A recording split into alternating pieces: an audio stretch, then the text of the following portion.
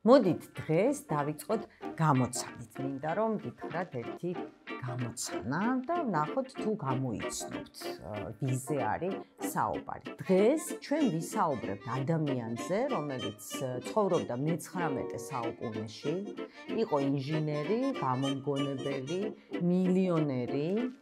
მასზე შეცდომით გამოქვეყნდა ნეკროლოგი, სადაც ეწერა, რომ დღეს გარდაიცვალა სიკვდილით მოვაჭრე. ამის მერე დაფიქრდა და რაღაცა უმნიშვნელოვანესი გადაწყვეტილება მიიღო ცხოვრებაში. უკვე მე-20 საუკუნეში მისი სახელი უკავშირდება ასობით ადამიანს. მეც არაფერს არ ვიტყვი, ერთ რამეს დავამატებ. მისი სახელი კიდევ უკავშირდება საქართველოს და ზოგადად ჩვენს რეგიონს, სამხრეთ კავკასიას და ეკონომიკის ერთ-ერთი უმნიშვნელოვანესი დარგის განვითარებას სამხრეთ კავკასიაში. აი სულ ეს არის. მე თქვენ ადგილას დავაპაუზებდი, დავფიქრდებოდი და რა ვიცი, პასუხს კომენტარებში დავწერდი. მე კი დავიწყებ. მაშასე დღეს ვსაუბრობთ ალფრედ ნობელზე და ნობელის პრემიაზე. ალფრედ ნობელი დაიბადა სტოკჰოლმში, შვედეთის დედაქალაქში, შვედი იყო წარმოშობით 1833 წელს. მამამისი ემანუელ ნობელი იყო ინჟინერი, ასევე გამომგონებელი.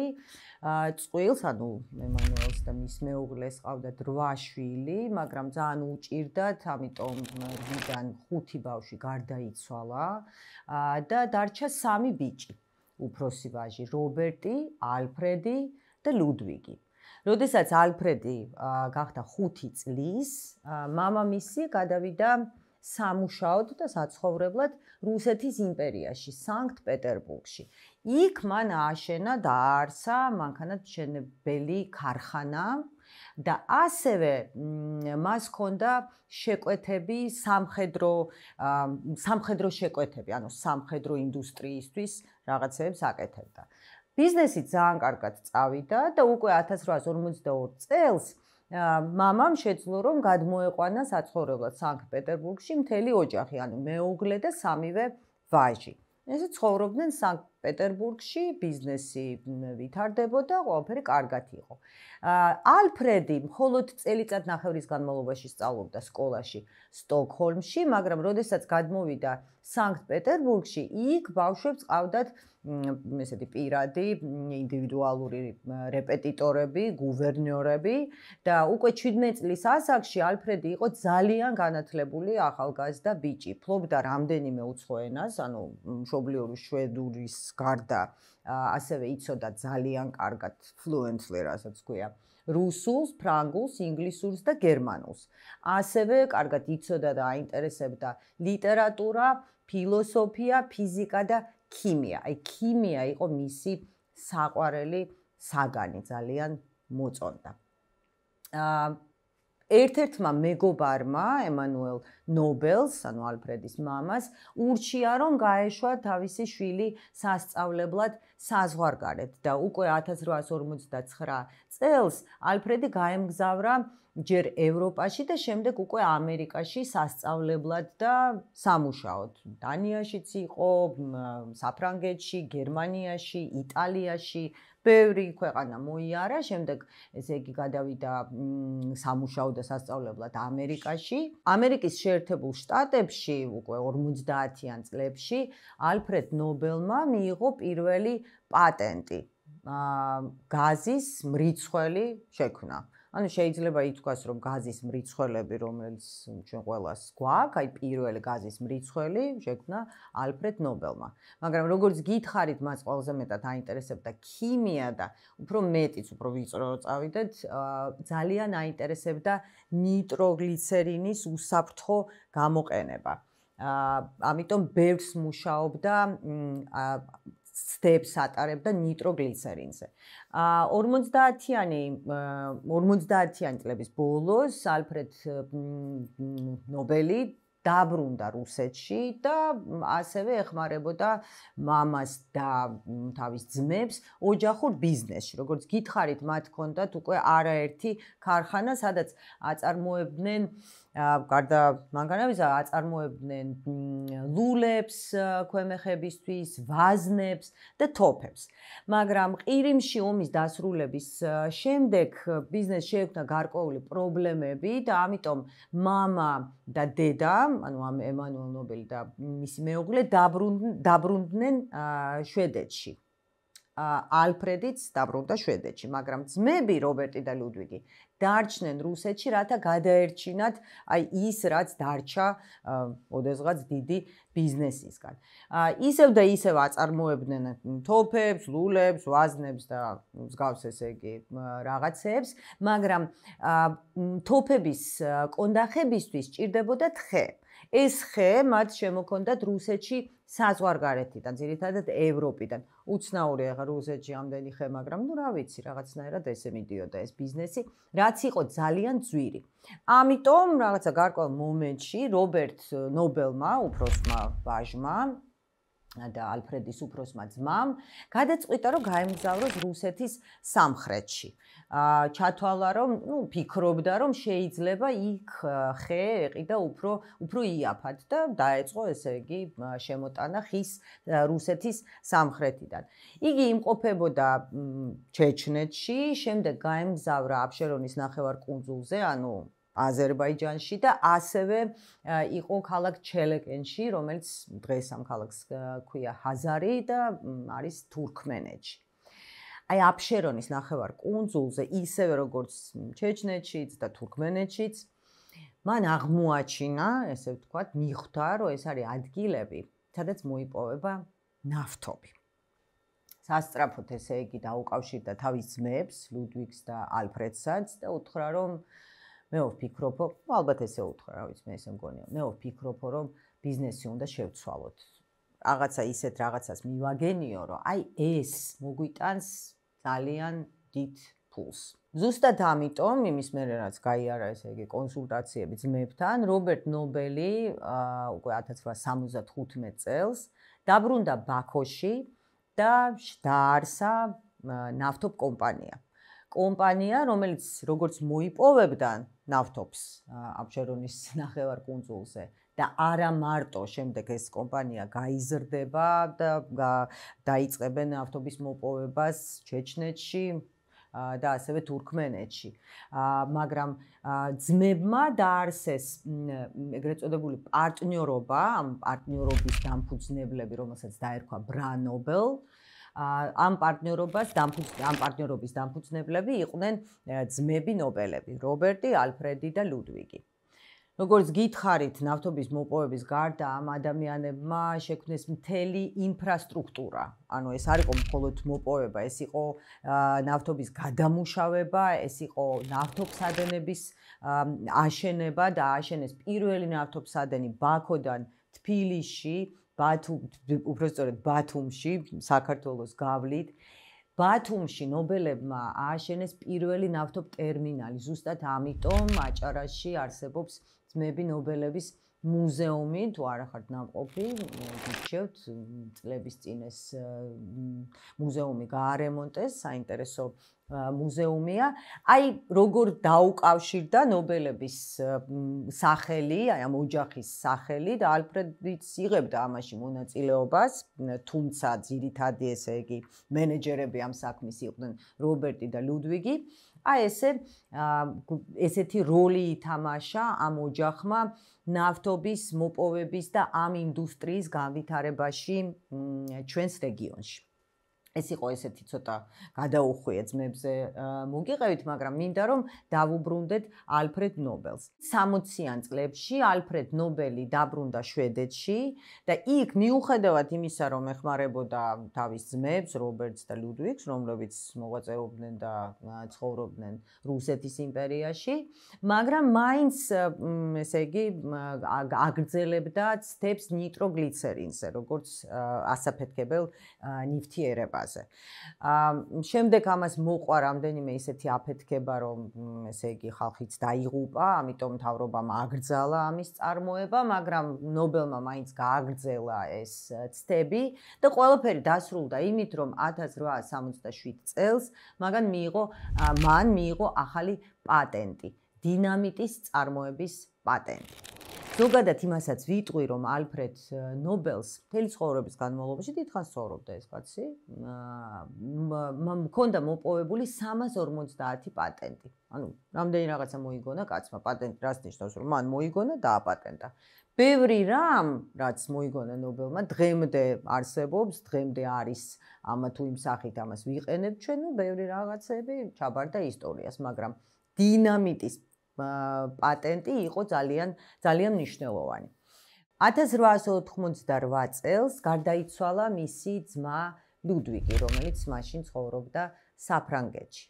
და აი აქ ჟურნალისტებმა დაუშვეს ძალიან დიდი შეცდომა. ჟურნალისტებმა, ესე ვიცით, ჩვენ ჟურნალისტებმა უშვებთ რაღაცა შეცდომებს, სამწუხარ სენსაცია უნდა ჟურნალისტს და აი არ გადაამოწმეს, იმიტომ რომ სანამ გამოაქვეყნებ რაღაცას, უნდა გადაამოწმო. აი მაშინდელმა ჟურნალისტებმა საფრანგეთში არ გადაამოწმეს, რომელი ძმა გარდაიცვალა და გადაწყვიტეს, რომ გარდაიცვალა ალფრედ ნობელი. ალფრედ ნობელი ამ უკვე 88 წლისთვის არის მილიონერი, მას აქვს რამდენიმე ქარხანა, სადაც აწარმოებენ დინამიტს, დიდარი ადამიანია. გამოაქვეყნეს მოკლედ ნეკროლოგი, არაერთი სტატია იმაზე, რომ გარდაიცვალა დოქტორი ალფრედ ნობელი, მაგრამ სათაურები იყო შემდეგი. გარდაიცვალა სიკვდილით მოვაჭრე ადამიანი. გარდაიცვალა ალფრედ ნობელი, რომელიც ვაჭრობდა სიკვდილით. აი ესეთი. ის, რასაც დღეს ჩვენ ამას clickbait-ს ვეძახით, ხომ? აი ესეთი ყველა სათაურები, რომ ადამიანმა ვინ გარდაიცვალა, დაკლიკოს და გახსნას. აი ესეთი სათაური, მაგრამ ძალიან დიდი შეცდომა დაუშვეს, იმიტომ რომ ალფრედ ნობელი მაშინ ცოცხალი იყო, გარდაიცვალა მისი ძმა. აი ზუსტად ამ ამბავმა დააფიქრა ალფრედ ნობელი იმაზე, თუ რა დარჩება მისი რეალური სიკვდილის შემდეგ, რა სახელს დატოვებს. ესე ზოგადად ხალხი რო ფიქრობდეს ამაზე ძალიან კარგი იქნებოდა, რა ვიცი, პოლიტიკოსები, ვიღაცა მდიდარი ადამიანები, იმპულს და იმას ხო არ წაიღებ იქ, არა? იმაზე უნდა იფიქრო, რა სახელს ტოვებ, რა საკეთებდი ცხოვრების განმავლობაში. ესე რომ იყოს ბევრად უკეთეს სოფლიოში ვიცხოვრებდით, ну, სამწუხაროდ ესე არ არის, მაგრამ ალფრედ ნობელი დაფიქრდა ამაზე, რადგან მაინც არც თუ ისე კარგი რეპუტაცია ჰქონდა მას, მის ქარხნებში არაერთხელ მოხდა აფეთქება და სხვათა შორის ერთ-ერთ აფეთქებას შეეწირა მისი უმცროსი ძმა ემილი, რომელიც ოჯახ გაუჩნდა სანქტ-პეტერბურგში. აი ესეთი ტრაგიკული ამბავიც მოხდა და ალფრედ ნობელი დაფიქრდა იმაზე, ხო, რაღაცა მოუნდა, რომ კარგი რაღაცა დატოვოს სიკვდილის შემდეგ. მოკლედ 1895 წელს ნოემბერში მან მოაწერა ხელი დოკუმენტს, რომელმაც ბევრი რამ შეცვალა. მან მოაწერა ხელი ანდერძს და აი ამ ანდერძის მიხედვით მისი სიკვდილის შემდეგ და ალფრედ ნობელი ერთ წელიწადში გარდაიცვალა ანდერძის დაწერის შემდეგ. უნდა შექმნილიყო ფონდი, ფონდის მთელი აქტივები და როგორც გითხარით, ალფრედ ნობელი იმ პერიოდში უკვე ძალიან მდიდარი კაცი იყო, მილიონერი იყო და მთელი მისი ქონება იყო დაახლოებით 31 მილიონი შვედური კრონა, რაც რო გადავიყვანოთ დოლარებში 2024 წელს ეს იყო 201 მილიონი დოლარი. ანუ ძალიან დიდ ქონებაზეა საუბარი. ამ ფონდმა უნდა განათავსოს ეს თანხები სხვადასხვა კომპანიების აქციებში, ფასიან ქაღალდებში, საინვესტიციო ფონდებში. და ის პროცენტები, რომელსაც მიიღებს ფონდი, ის მოგება, ესე ვთქვათ, რომელსაც მიიღებს ფონდი, აი ამ თანხებით უნდა დააჯილდოვონ ადამიანები 5 სფეროში, რომელიც აირჩია თვითონ ალფრედ ნობელმა. ეს ყველაფერი ჩაწერა ანდერძში. ეს 5 სფერო იყო ქიმია, მისი საყვარელი, ფიზიკა, მედიცინა და ფიზიოლოგია, როგორც ერთი მიმართულება, ლიტერატურა და ცალკე პრემია მშვიდობის დარგში. თან ანდერძის მიხედვით, თუ აი ამ პირველ 4-ს აჯილდოვებდა ამ 4 მიმართულების ლაურეატებს აჯილდოვებდნენ შვედეთში, მშვიდობის პრემიას რაც შეეხება, უნდა დაეჯილდოვებინათ ნორვეგიაში. იმ პერიოდში ნორვეგია და შვედეთი შედიოდნენ უნიაში, ანუ კავშირი ჰქონდათ, პრაქტიკულად შეიძლება ითქვას, როგორც ერთი სახელმწიფო არსებობდა და ამიტომ ამით ნობელმა ხაზი გაუსვა პარტნიორობას და მეგობრობას ორ ქვეყანას შორის. 5 მიმართულება. ძალიან ბევრი ლეგენდა, საუბარია იმაზე, თუ რატომ არ აირჩია ალფრედ ნობელმა მათემატიკა, როგორც ერთ-ერთი სფერო, ერთ-ერთი მიმართულება. სინამდვილეში რეალურ ამბავს მოგიყვებით, სინამდვილეში თვითონ ალფრედ ნობელი თვლიდა, რომ მათემატიკა არის აბსტრაქტული მეცნიერება, მიუხედავად იმისა, რომ ძალიან ზუსტია, მაგრამ აბსტრაქტული მეცნიერება, რომელსაც არ აქვს პრაქტიკული გამოყენება ცხოვრებაში, ისე როგორც ამას აქვს ქიმიას და ფიზიკას, მაგალითად და მედიცინას. მაგრამ რაც შეეხება ლეგენდებს, აქ არის ძალიან საინტერესო ამბავი. ამ ლეგენდების მიხედვით ალფრედ ნობელმა არ შეიყვანა მათემატიკა ამ სიაში, რადგან ერთ-ერთმა მისმა შეყვარებულმა და ცხოვრებაში, რა ვიცი, როგორც წერენ, სულ 3 ქალი უყვარდა, სხვა შორის არც ერთი არ მოუყვანია ცოლად და საკუთარი ოჯახი ნობელს არ ყავდა, არც ცოლი, არც შვილები, მაგრამ ერთ-ერთმა მისმა შეყვარებულმა, სოფი ჰესმა, რომელთანაც ჰქონდა ურთიერთობა, მას, ანუ იცი, უღალატა, ან დატოვა და ჰქონდა სასიყვარულო ისტორია ძალიან ცნობილ შვედ მათემატიკოსთან, რომელსაც ერქვა მაგნუს გუსტავ მიტაგ ლეფლერი. ლეფლერი ცნობილი მათემატიკოსი იყო და ლეგენდის მიხედვით განაწყენებულმა ალფრედ ნობელმა გადაწყვიტა, რომ მათემატიკაში ნობელის პრემიით არავის არ დააჯილდოვებდნენ. ესეთი ლეგენდაა. მაგრამ სინამდვილეში ცოტა სხვანაირად იყო. როგორც გითხარით, ალფრედ ნობელი გარდაიცვალა 1896 წელს, მე-19 საუკუნის მიწურულს. გარდაიცვალა სანრემოში, იტალიაში, მაგრამ არის დაკრძალული სტოკჰოლმში, შვედეთში. მისი სიკვდილის შემდეგ, როდესაც გახსნეს და გამოაქვეყნეს მისი ანდერძი, დიდი ვნებათა ღელვა მოყვა ამას მისი ოჯახის, ანუ ნათესავებში, რადგან ძალიან დიდ თანხაზე იყო საუბარი, 31 მილიონი კრონა, ნათესავებმა ჩათვალეს, რომ ეს თანხა, მაგათ ეკუთვნით, მაგრამ ანდერძის მიხედვით სხვანაირად უნდა ყოფილიყო. მთავრობას, შვედეთის მთავრობასაც თავიდან რაღაც სკეპტიციზმით უყურებდნენ ამ ამბავს, მაგრამ ფონდი მაინც შეიქმნა და უკვე 5 წელიწადში, 1901 წელს შედგა პირველი დაჯილდოება. ანუ ფონდის თანხები განათავსეს სხვადასხვა აქციებში, ფასიან ქაღალდებში, საინვესტიციო ფონდებში, მიიღეს პროცენტები და ჰქონდათ უკვე ის თანხები, რომლითაც დააჯილდოვეს პირველი ლაურეატები, პირველი ნობელიანტები. მეგობრებო, აქ მინდა გავაკეთო პაუზა, რადგან ვიცი, რომ როდესაც ეპიზოდი მთავრდება, ძირითადად ხალხი ეხა აღარ უყურებს ტიტრებს და ბოლო კარგად და მადლობა და ასე შემდეგ, ამიტომ ესე ვიტყვი აქ. ძალიან გთხოვთ, რომ გამოიწეროთ პროექტი 64, გამოგვიწეროთ YouTube-ზე და გამოგვიწეროთ სხვა სოციალურ ქსელებზე. ვინც უყურებს ამ ჩვენს პოდკასტს ტელევიზორის ეკრანზე, გთხოვთ, რომ დაასკანეროთ QR კოდი და შემდეგ გადახვიდეთ უკვე ტელეფონში, გადახვიდეთ ჩვენს YouTube არხზე და გამოგვიწეროთ. დიდი მადლობა. ბოდიში გავაგრძელოთ ალფრედ ნობელზე და ნობელის პრემიას. ახლა მოგიყვებით პროცედურას და შემდეგ უკვე გადავალთ საინტერესო ამბებზე, რაც უკავშირდება ნობელის პრემიას. პროცედურა. რაც შეეხება დაჯილდოვებას ფიზიკის და ქიმიის დარგში, აქ მთავარი არის შვედეთის სამეფო მეცნიერების აკადემია. აკადემიის წევრები ჯერ ეს ერთი ირჩევენ და ყოველწლიურად უნდა შედგეს სია.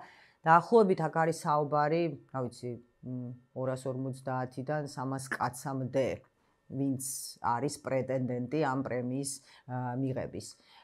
შემდეგ ეს კომისია, კომიტეტი იღებს საბოლოო გადაწყვეტილებას, ვის უნდა გადაეცეს ნობელის პრემია. მაქსიმუმ შეიძლება გადაიცეს 3 ადამიანს. რაღაცები შეიცვალა პროცედურაში, რადგან თავიდან არ იყო გათვალისწინებული ორგანიზაციები, შემდეგ უკვე ორგანიზაციებიც შევიდა და კიდევ ერთი ცვლილება, რომელიც შევიდა ამ ნობელის პრემიის დაჯილდოებაში, იყო ის, რომ 1978 წელს შვედეთის ბანკის ინიციატივით გადაწყვიტეს, რომ დააჯილდოვონ გამორჩეული ადამიანები ეკონომიკის დარგში, ანუ ისინი, ვინც განსაკუთრებული ღვაწლი შეიტანეს ეკონომიკის, განვითარებაში. რაც შეეხება მედიცინა, ფიზიოლოგიას, ეს არის ერთი მიმართულება, ერთი დარგი, მათ აჯილდოვებს, ირჩევს ლაურეატებს და შემდეგ აჯილდოვებს კაროლინის ინსტიტუტი, ასევე შვედეთში. ლიტერატურას რაც შეეხება შვედეთის აკადემია, ნობელის პრემიის ლიტერატურის აკადემია და როგორც გითხარით, მშვიდობის პრემიას უკვე ირჩევს, იქ არის კომიტეტი, რომლის წევრებსაც ირჩევს ნორვეგიის პარლამენტი და შემდეგ აჯილდოვებენ იმ ადამიანებს, რომლებმაც განსაკუთრებული ღვაწლი და განსაკუთრებული ამბები, ესე იგი, ამბების ინიციატორები იყვნენ, რათა მსოფლიოში დამყარდეს მსოფლიო, არ იყოს მშვიდობა და არ იყოს ომი. ესეთი ამბებია. აქვე ვიტყვი 1901 წლიდან უკვე 124 წლის განმავლობაში ნობელის კომიტეტი, შეიძლება ითქვას, როგორც ერთი კომიტეტი, აჯილდოვებს ნობელანტებს, ლაურეატებს, ირჩევენ, სულ ცოტა ხნის წინ იყო, აგერ ოქტომბერში, მაგრამ დაჯილდოვება ესე იგი ხდება 10 დეკემბერს. დღეს პრემია შეადგენს 11 მილიონ შვედურ კრონას, რაც დაახლოებით 1,200,000 ამერიკული დოლარია, მაგრამ როგორც გითხარით, შეიძლება იყოს ან 1, 2, ან მაქსიმუმ 3 ლაურეატი გამარჯვებული, მაშინ ეს ერთნაირად ესე იგი ნაწილდება ლაურეატებს შორის.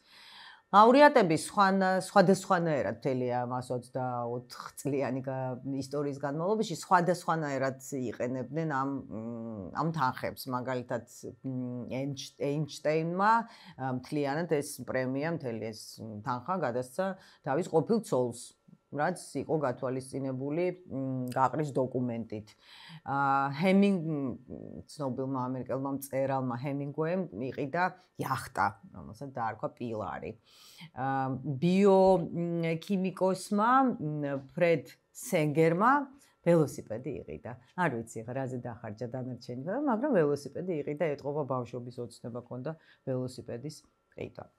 ეხლა მოდით განვიხილოთ ყველაზე ცნობილი ნობელანტები. ყველა ეს ადამიანი, რომელიც იყო დაჯილდოებული, ბუნებრივია ძალიან ცნობილი იყო. აი, გახსოვთ, რაც თავიდან რაც გითხარით, ხო, ეს გამოცანა უამრავი ადამიანის სახელი უკავშირდება დღეს ნობელს, ალფრედ ნობელს, რადგან უკავშირდება ნობელის პრემიას. მაგრამ რა ვიცი, ალბერტ ეინშტეინი, მარტინ ლუტერ კინგი, რადგან მან ძალიან დიდი როლი ითამაშა რასობრივი დისკრიმინაციასთან ბრძოლაში. რა ვიცი, ანდრეი სახაროვი დააჯილდოვეს მისი მოღვაწეობის გამო, დისიდენტური მოღვაწეობის გამო საბჭოთა კავშირის პერიოდში. მიხაილ გორბაჩოვი, ხო, პერესტროიკის ლიდერი, როგორც ადამიანი, რომელმაც დაასრულა ცივი ომი. ბევრი იყო ესეთი, მაგრამ იყვნენ ისეთი ადამიანებიც, რომლებიც არ დაუჯილდოვებიათ ნობელის პრემიით და ხანდახან ეს იწვევს რაღაცა შეკითხვებს, ესე როგორ მოხდა, რომ არ დააჯილდოვეს. ერთ-ერთი მაგალითად მაჰათმა განდი, რომელიც არ დაუჯილდოვებიათ, რამდენჯერმე მე მგონი 5-ჯერ იყო ნომინირებული ამ პრემიაზე, მაგრამ არც ერთხელ არ დაუჯილდოვებიათ, მაგრამ ამას საინტერესო ამბავი მოყვა, როდესაც მაჰათმა განდი გარდაიცვალა, შემდეგ ნობელის პრემიის კომიტეტის წევრები ძალიან შეწუხდნენ და 1 წლის განმავლობაში საერთოდ არავინ არ დაუჯილდოვებიათ მშვიდობის დარგში. ძალიან ცნობილი კლასიკოსი, რუსი მწერალი ლევ ტოლსტოი, რომელიც როგორც გაირკვა, ეს ეგრევე ჩვენ არ ვიცით ნომინანტების სახელები არ ვიცით, მაგრამ გაირკვა, რომ 1901 წელს ლევ ტოლსტოი იყო ერთ-ერთი პრეტენდენტი ამ პრემიაზე, არ დაუჯილდოვებიათ, მაშინ პრემია გადასცეს ფრანგ პოეტს და ესეისტს სული პრიუდომს.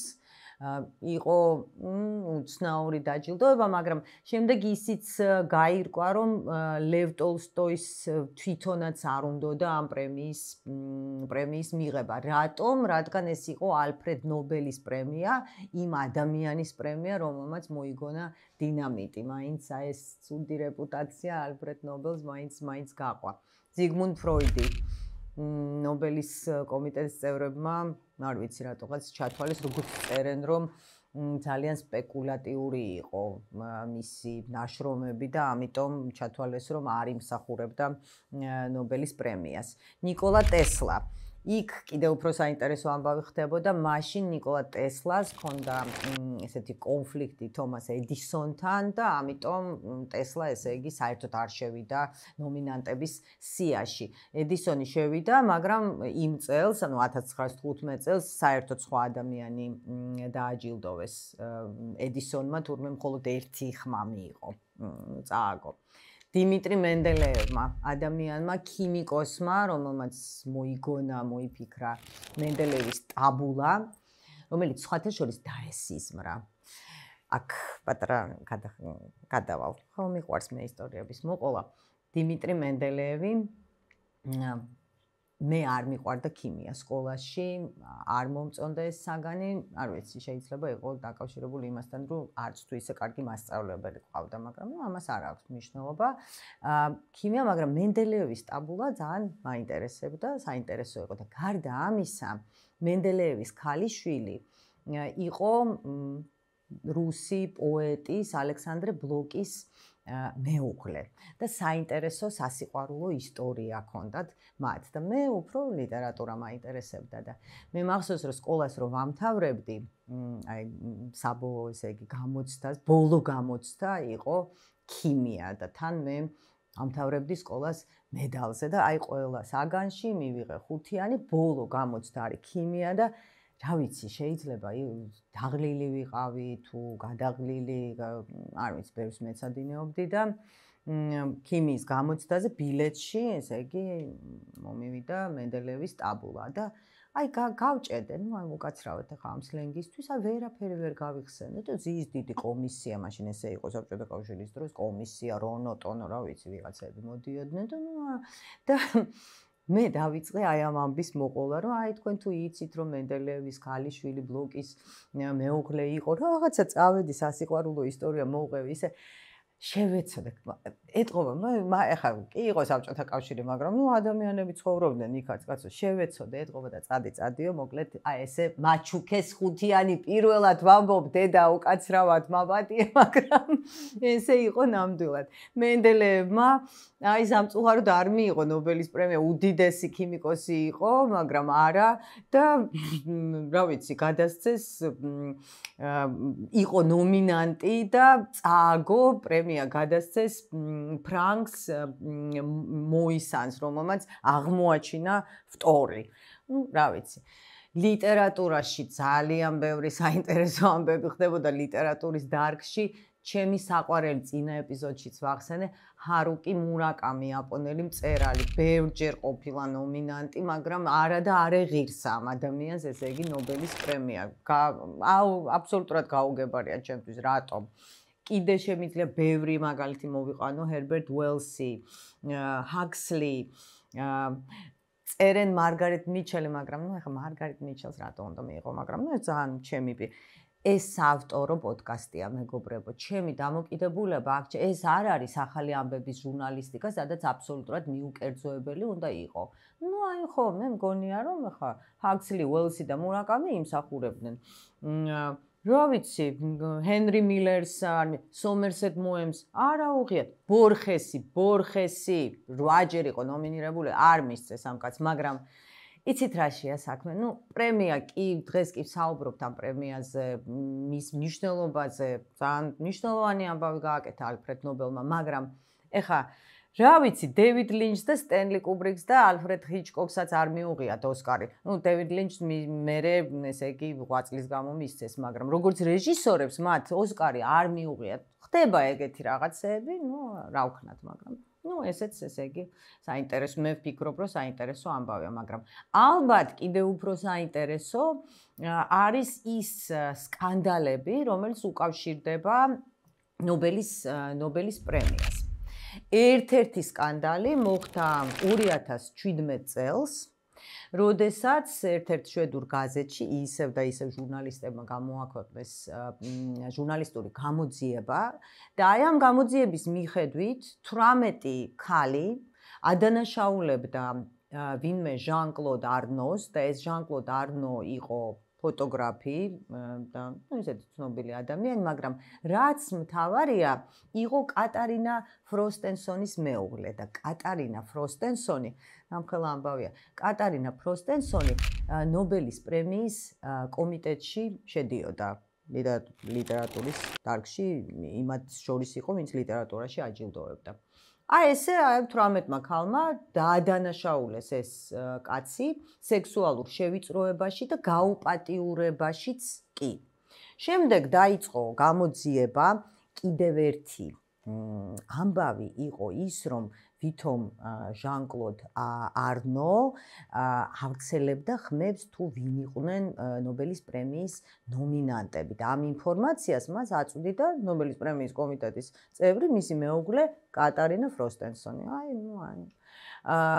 დაიწყო გამოძიება, ყველაფერი ესე იგი დასრულდა იმით, რომ 2018 წელს არნო გაასამართლეს 2 წლით თავისუფლების აღკვეთა მიუსაჯეს, რადგან დადასტურდა, რომ როგორც მინიმუმ ერთი ქალი გააუპატიურა და ამიტომ 2018 წელს ნობელის კომიტეტმა საერთოდ არავის არ გადასცა პრემია ლიტერატურის დარგში. მაგრამ 2019 წელს გადაწყვიტეს, რომ 2 ადამიანი დააჯილდოვონ. ეს ადამიანები იყვნენ პოლონელი მწერალი ოლგა ტოკარჩუკი და ავსტრიელი მწერალი პეტერ ჰანდკე. მე მიყვარს პეტერ ჰანდკე როგორც მწერალი. თუ არა გაქვთ წაკითხული მისი რომანი მეკარის შიში 11 მეტრიანი დარტყმის წინ, ძალიან გირჩევთ, რომ წაიკითხოთ. არაჩვეულებრივი ნაწარმოებია, არა მარტო მე ეს ჩემი ალბათ საყვარელია ჰანდკეს ნაწარმოებებს შორის, მაგრამ ბევრი სხვა აქვს კიდე დაწერილი. აი პეტერ ჰანდკე მიიღო ნობელის პრემია ლიტერატურის დარგში 2019 წელს, მაგრამ ნახე, რა უიღბლო პერიოდი იყო ესე იგი, იმიტომ რომ ამას კიდე სხვა სკანდალი მოყვა. რატომ? იმიტომ რომ პეტერ ჰანდკე იყო სერბეთის პრეზიდენტის, ავტორიტარული პრეზიდენტის სლობოდან მილოშევიჩის მეგობარი და საერთოდ სლობოდან მილოშევიჩს უჭერდა მხარს.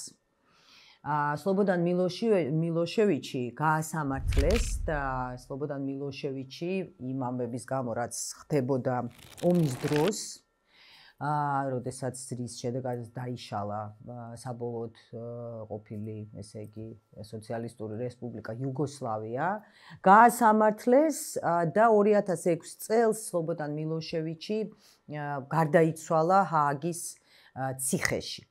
გულის შეტევით. მაშინ პეტერ ჰანდკე ბევრს წერდა, ბევრს ლაპარაკობდა სლობოდან მილოშევიჩზე ძალიან პოზიტიურად. აი ამას ამ დაჯილდოებამ უდიდესი რეზონანსი, კრიტიკა გამოიწვია აი ამ დაჯილდოებამ ესეთი ამბავი მოყვა 2019-ში მის დაჯილდოებას. კიდევ ერთი სკანდალი უკავშირდებოდა ასტროფიზიკოს ჯოსელინ ბელ ბერნელს. ჯოსელინ ბელ ბერნელი ბრიტანელი ასტროფიზიკოსი ქალი, რომელმაც აღმოაჩინა კოსმოსური პულსარები. შემდეგ მან გამოაქვეყნა 67 წელს გამოაქვეყნა სტატია აი ამ პულსარებზე, მაგრამ ეს ქალი, ეს მეცნიერი იყო პულსარების აღმოჩენის ავტორი. შემდეგ გამოაქვეყნა სტატია პულსარებზე, აი ამ აღმოჩენაზე, რომლის თანაავტორი იყო ვინმე ენტონი ჰიუიში. მაგრამ 1974 წელს ზუსტად აი ამ აღმოჩენისთვის დააჯილდოვეს მხოლოდ ენტონი ჰიუიში და მისი კოლეგა და ჯოსლინ ბელბერნელის ხსენებაც არ იყო. აი ზუსტად მაშინ დაიწყო საუბარი იმაზე, რომ ნობელის კომიტეტი ძირითადად აჯილდოვებს კაცებს და ისტორიულად იმ პერიოდისთვის უკვე მხოლოდ 5% იყო ქალების, ვინც კი დაუჯილდოვებიათ ნობელის პრემიით. კიდევ ერთი სკანდალი, ბევრს არ შეგაწყდეთ, ერთი, მაგრამ ესეც საინტერესოა, ბევრი საუბარი, ბევრი კრიტიკა, ბევრი სტატია გამოქვეყნდა ამ ეპიზოდთან დაკავშირებით. ეს მოხდა 2008 წელს, როდესაც პრემია გადასცეს ჰარალდ უკაცრავად უნდა ჩავიხედო, იმიტომ რომ ბევრი სახელია, ბევრი ფაქტია, უნდა ჩავიხედო. გადასცეს ჰარალდ ცურჰაუზენს, რომელმაც აღმოაჩინა მედიცინის დარგში და ფიზიოლოგიის დარგში გადასცეს, ამ ადამიანმა, მეცნიერმა აღმოაჩინა კავშირი პაპილომის ვირუსს შორის და ონკოლოგიურ დაავადებებს შორის. ძალიან მნიშვნელოვანი აღმოჩენა იყო ნამდვილად მედიცინისთვის, მაგრამ ნახეთ რა მოხდა. შემდეგ აღმოჩნდა, ალბათ ისევ ჟურნალისტებმა აღმოაჩინეს. აბა ვინ იზამდა მაგას. აღმოაჩინეს, რომ კომპანია, რომელიც AstraZeneca, ხო გახსოვთ, სულ რაღაცა 5 წლის წინ ყველამ რო გავიკეთეთ. არა, გადასარევი კომპანია აწარმოებს ვაქცინებს და სხვადასხვა პრეპარატებს. AstraZeneca თურმე აწარმოებდა ვაქცინას პაპილომის ვირუსის წინააღმდეგ. მაგრამ, კაი აწარმოებდა, რა მოხდა, მაგრამ ნახეთ რა მოხდა. AstraZeneca აღმოჩნდა ნობელის კომიტეტის ვებსაიტის ერთ-ერთი სპონსორი. და გარდა ამისა, ორი ადამიანი, რომელიც შედიოდა ნობელის კომიტეტში, რომელიც აჯილდოვებდა ხალხს, ესე იგი, ამ დარგში, ისინიც რაღაცნაირად იყვნენ დაკავშირებული AstraZeneca-სთან. მთელი ამბავი მოყვა, გამოძიება, ისა, მაგრამ ვერაფერი ვერ დაადგინეს, არანაირი კავშირი პირდაპირ AstraZeneca-სა და იმას შორის, რომ ესე იგი AstraZeneca-მ და ასპონსორა ეს დაჯილდოება ნამდვილად არ დადასტურდა, მაგრამ სკანდალი ნამდვილად იყო. კიდევ ერთი მიმართულება, რომელსაც მე მინდა რომ რაღაცა გარკვეული დრო დავუთმო, ეს არის ყველაზე ისეთი ოდიოზური, საინტერესო დაჯილდოებები. ერთ-ერთი, ვინც უნდა ვახსენოთ, ეს არის პორტუგალიელი ფსიქიატრი, რომელსაც ერქვა ანტონიო ეგაშ მონიში, რომელიც დააჯილდოვეს 1959 წელს და დააჯილდოვეს იმის გამო, რომ მან მოიგონა ლობოტომიის პროცედურა. უმნიშვნელოვანესი პროცედურა იყო მაშინ ფსიქიატრიაში, მაგრამ წლების შემდეგ ამ პროცედურას იყენებდნენ ფსიქიატრები, მაგრამ წლების შემდეგ ძალიან ბევრ ქვეყანაში ჩათვალეს, რომ ეს პროცედურა არის არაეთიკური და ამიტომ საერთოდ არის აკრძალული. იქაც იყო გარკვეული გამოძიება, რაღაც ამაზე მსჯელობდნენ, მაგრამ ნობელის კომიტეტმა, ნობელის ფონდმა არ გამოიწვია ეს დაჯილდოება და ანტონიო ეგაშ მონიშს დარჩა ნობელის პრემია.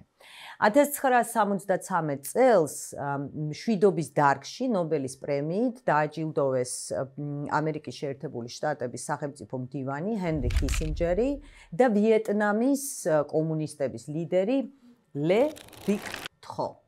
კაი სახელები აქვს. არა, ისინი ჩვენზე ფიქრობენ, ალბათ თქვენ რა გვარები გაქვთ, ძეები და შვილები. ეს ორი ადამიანი, ეს ორი პოლიტიკოსი დააჯილდოვეს ნობელის პრემიით, რადგან ნობელის ფონდის აზრით, უფრო ნობელის ფონდის აზრით, ნორვეგიელები აჯილდოვებენ, ხო გითხარით მშვიდობის დარგში.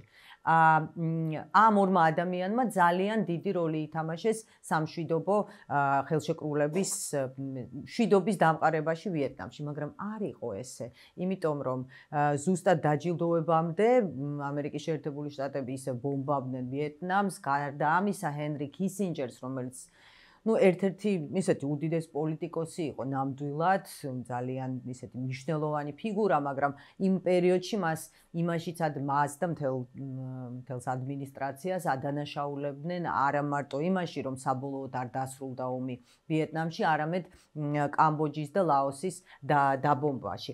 ამიტომ ჰენრი კისინჯერი საერთოდ არ ჩავიდა შვედეთში აი ამ დაჯილდოებაზე, რაც შეეხება ვიეტნამელ კომუნისტების ლიდერს კიდე ერთხელ უნდა წავიკითხო, ლე დიკ თო.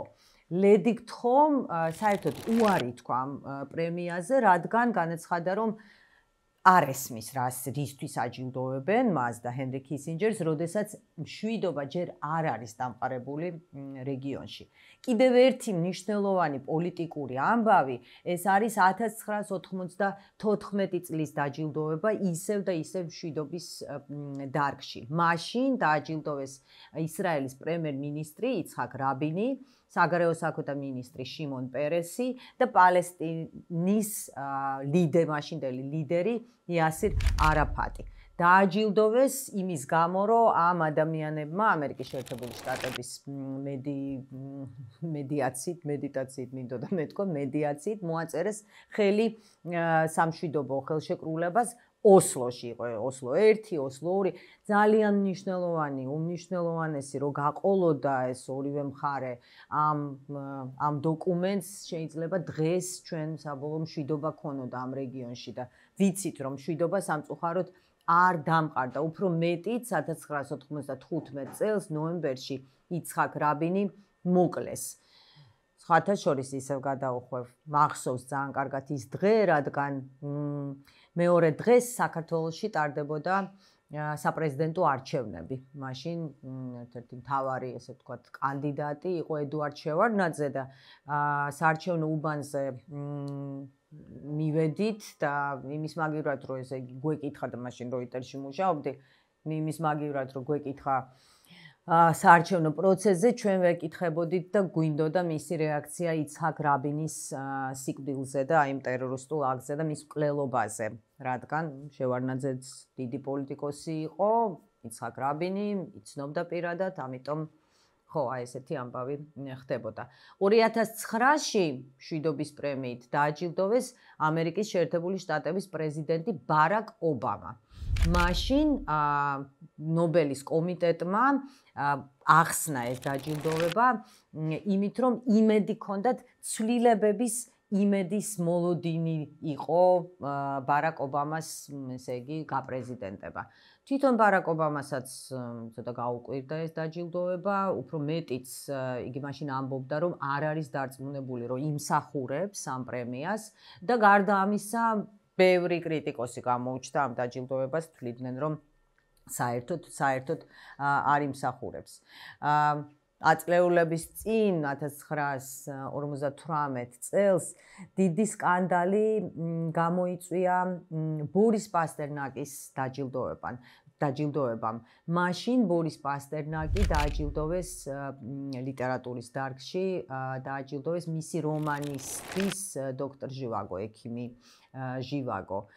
ბორის პასტერნაკი ცხოვრობდა საბჭოთა კავშირში, დიდი ისტორია აქვს აი ამ რომანის გამოქვეყნებას, თავიდან ის გამოქვეყნდა საზღვარგარეთ, შემდეგ როგორი უცნაურიც არ უნდა იყოს, გამოქვეყნდა უკვე მერე ესე იგი ჟურნალში ახალი სამყარო, ნოვი მირ, მაშინ რედაქტორი იყო ტვარდოვსკი. მაგრამ რომანი აკრძალის უფრო მეტიც პასტერნაკი აიძულეს, რომ უარი ეთქვა ამ პრემიაზე. ესეთი ამბავი მოყვა ესე იგი პასტერნაკის დაჯილდოვებას.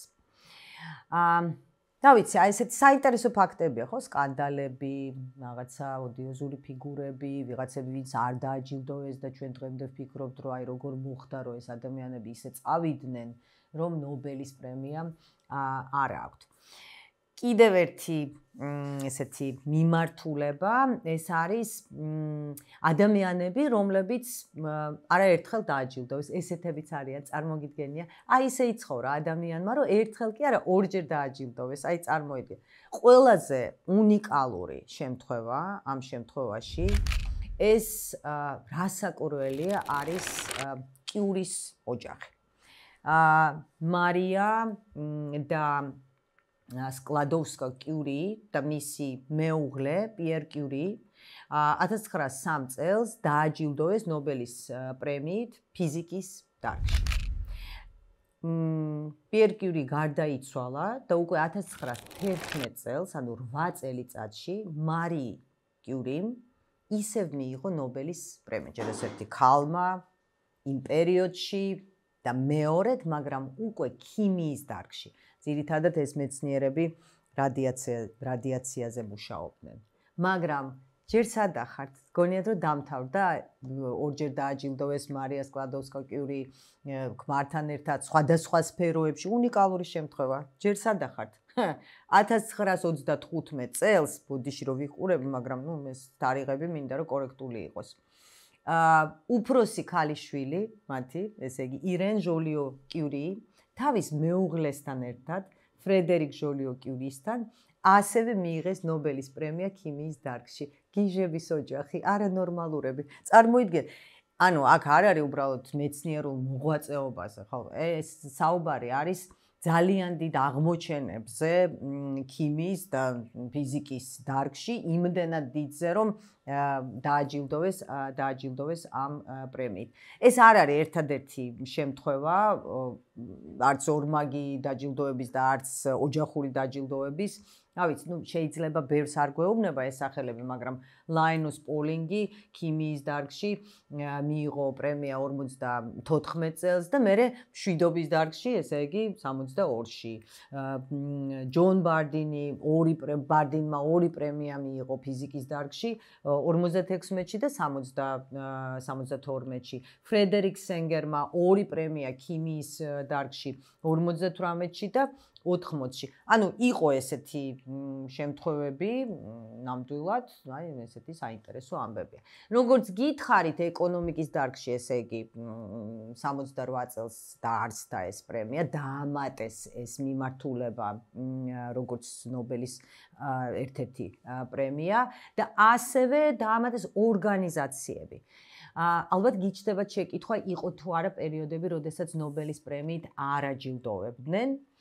იყო და ეს იყო ომის პერიოდები. პირველი მსოფლიო ომის დროსაც და მეორე მსოფლიო ომის დროს არ აჯილდოვებდნენ რამდენიმე წლის განმავლობაში, მაგრამ 1944 წელს, ჯერ ომი, მეორე მსოფლიო ომი არ იყო დამთავრებული, წითელი ჯვრის საერთაშორისო კომიტეტი დააჯილდოვეს ზუსტად პრემიით მშვიდობის დარგში. ზოგადად ეს ორგანიზაცია სამჯერ იყო დაჯილდოებული 1917-ში, 44-ში და 63-ში. აი ესეთი ამბები იყო ორგანიზაციებთან დაკავშირებით. რაც შეეხება მშვიდობის დარგში პრემიას, მე მინდა წავიკითხო ამონარიდი ალფრედ ნობელის ანდერძიდან, ანუ როგორ ხსნიდა, როგორ ახასიათებდა და როგორ ხსნიდა, რატომ და ვინ უნდა დააჯილდოვონ ამ დარგში ამ პრემიით. მშვიდობის პრემია უნდა მიენიჭოს ადამიანს, რომელმაც მნიშვნელოვანი წვლილი შეიტანა ერების გაერთიანებაში, მონობის გაუქმებაში, არსებული არმიების რაოდენობის შემცირებასა და სამშვიდობო შეთანხმების ხელშეწყობაში.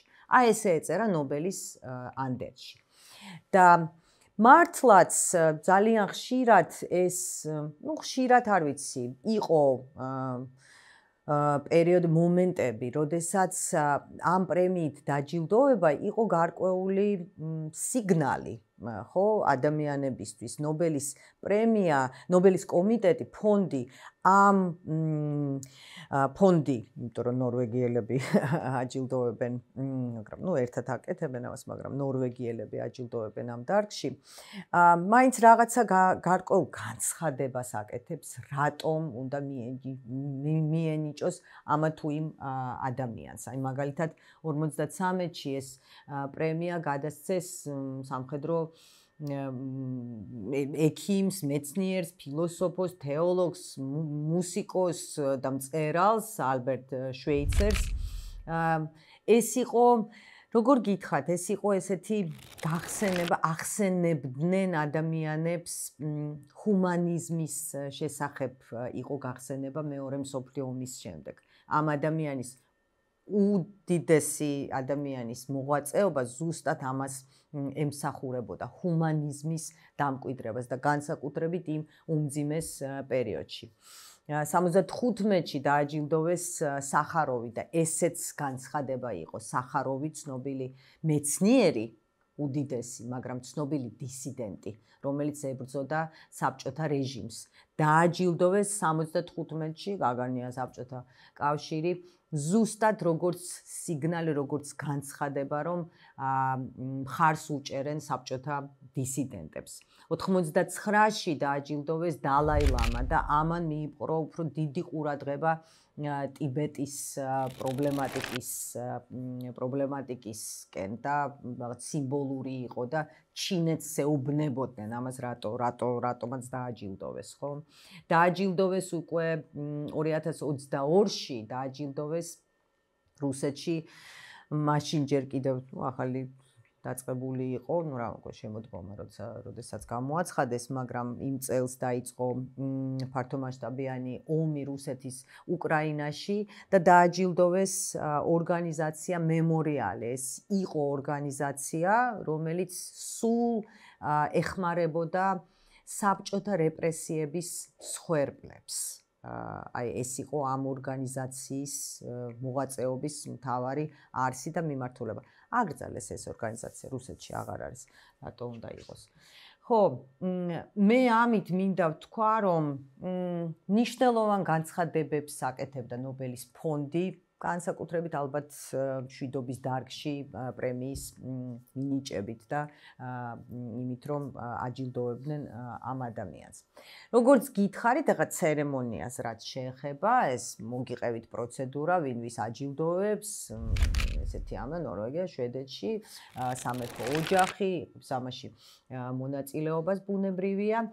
აჯილდოვებენ, ესე იგი, სადღაც ოქტომბერში, მაგრამ გადასცემენ ამ ჯილდოს 10 დეკემბერს. 10 დეკემბერი არის ალფრედ ნობელის გარდაცვალების დღე. თვითონ медали, ესე იგი медали არის ოქროსი, 18 კარატიანი ოქრო და იწონის 175 გრამს. როგორც გითხარით, თვითონ ფულადი პრემია არც თუ ისე პატარაა, $1,200,000, შეიძლება ერთმა ადამიანმა მიიღოს, შეიძლება მაქსიმუმ 3 ან ორგანიზაციამ. ომების დროს არ წდებოდა საერთოდ დაჯილდოება.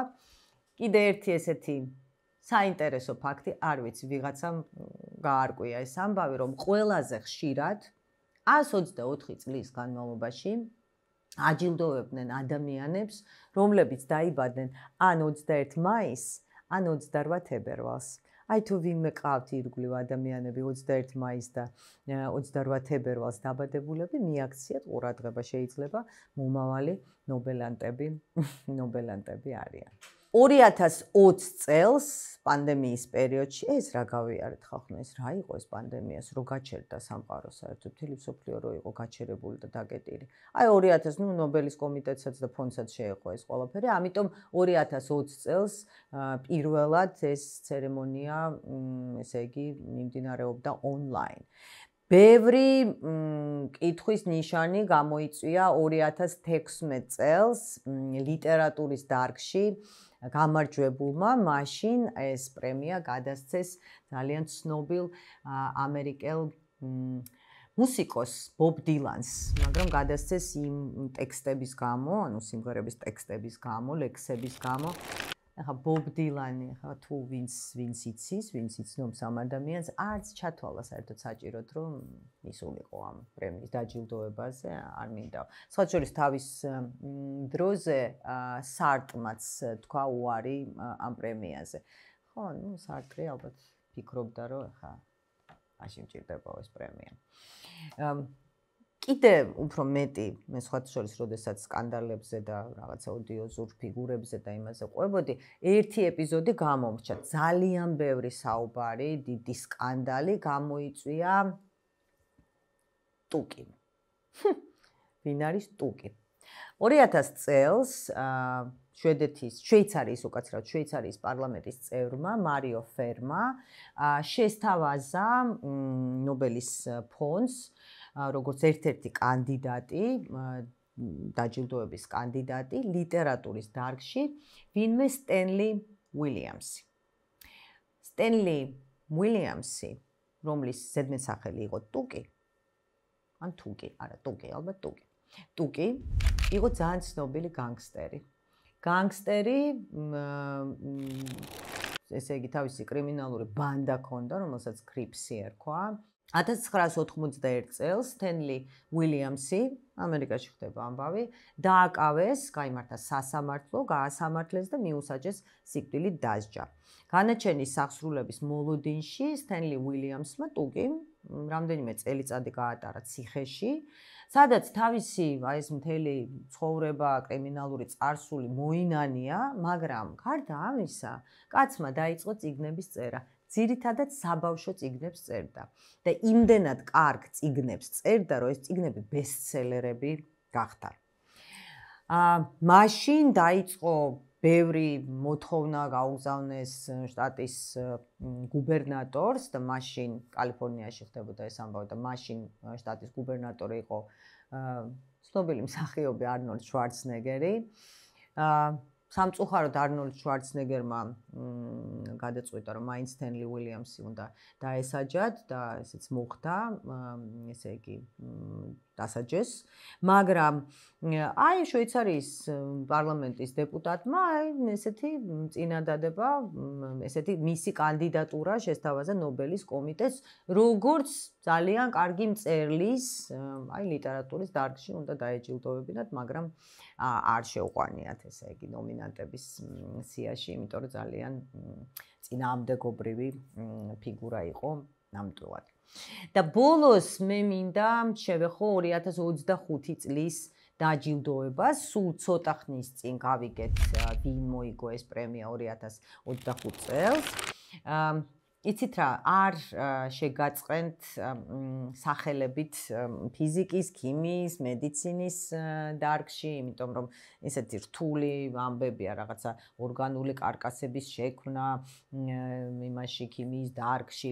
უბრალოდ ვიტყვი, რომ ლიტერატურის დარგში დაჯილდოვეს უნგრელი მწერალი, ისიც მე ვახსენე წინა ეპიზოდში, კიდევ ერთხელ ვამბობ, არა მაქვს მისი რომანები წაკითხული, მაგრამ იმ ადამიანებისაც აქვს მითხრეს, რომ ძალიან საინტერესო მწერალია, ესე დისტოპიურ რომანებს წერს, ლასლო კრასნაჰორკაი, უნგრელი მწერალი.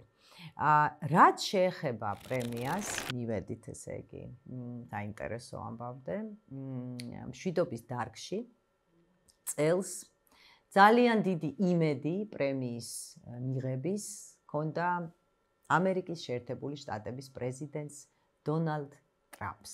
ეხლა დონალდ ტრამპმა რატო ჩათვალა, რომ უნდა დააჯილდოვონ ნობელის პრემიით, ეს სხვა საკითხია. ეხლა ეს კაცი ბევრ რაღაცას ფიქრობს, ძირითადად საკუთარ თავზე ფიქრობს და საკუთარ წარმატებაზე. მაგრამ ნობელის ფონდმა ჩათვალა, რომ ეს საერთოდ მე მგონი არც განუხილავთ დონალდ ტრამპი როგორც კანდიდატი, როგორც ნომინანტი, იმიტომ რომ ჯერ ეს ერთი ეს ძირითადად ეხება 2024 წელს, ხო? მოღვაწეობას და ახლა რა გაუკეთებია და არც 25-ში არ მოიკლა თავი, ესე იგი მშვიდობის დამყარებით ამ ადამიანმა. კი ცდილობს ძირითადად საკუთარ რენომეზე და იმიჯზე ფიქრობს და არა იმაზე, რომ დამთავრდეს ომი, მაგრამ ეს სხვა საკითხია ბოდიში ამისთვის.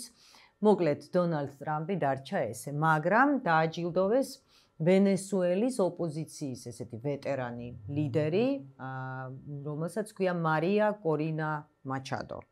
მარია კორინა მაჩადო დიდი ხანია მოღვაწეობს ვენესუელის პოლიტიკაში.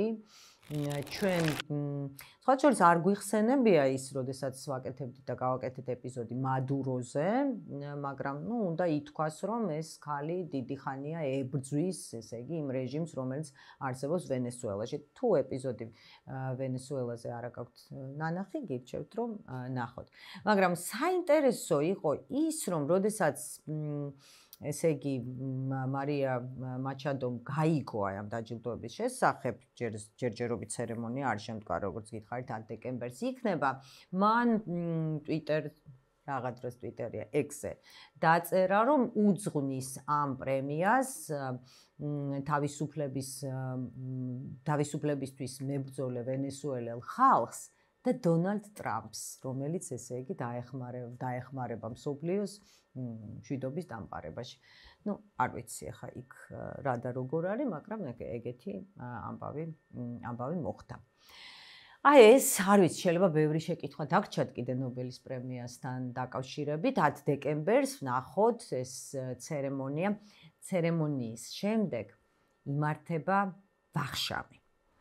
ყველა წამი არის აი გაწერილია მთელი ეს ცერემონია და ვახშმის მენიუ უკვე 124 წლის განმავლობაში არც ერთხელ არ განმეორებულა. სულ არის ახალი მენიუ. აი ესეთი საინტერესო ამბავია. არ ვიცი, ეს მე მგონი ანდერსში არ ეწერა, მაგრამ ესე უკვე გადაწყვეტა ნობელის ფონდმა. ეს იყო ჩვენი ეპიზოდი ალფრედ ნობელზე. ადამიანზე, რომელმაც აი ესეთი პრემია დაგვიტოვა, საინტერესო პიროვნებაზე და თვითონ ნობელის პრემიაზე. დიდი მადლობა, რომ გვიყურეთ, გამოგვყევით, გამოგვიწერეთ. კიდევ ერთხელ გთხოვთ, რომ გამოგვიწეროთ, გამოგვყევით სხვა სოციალურ ქსელებზე, დაგვიჭირეთ მხარი. დიდი მადლობა, რომ გვისმენთ და იმედია შემდეგ ეპიზოდამდე.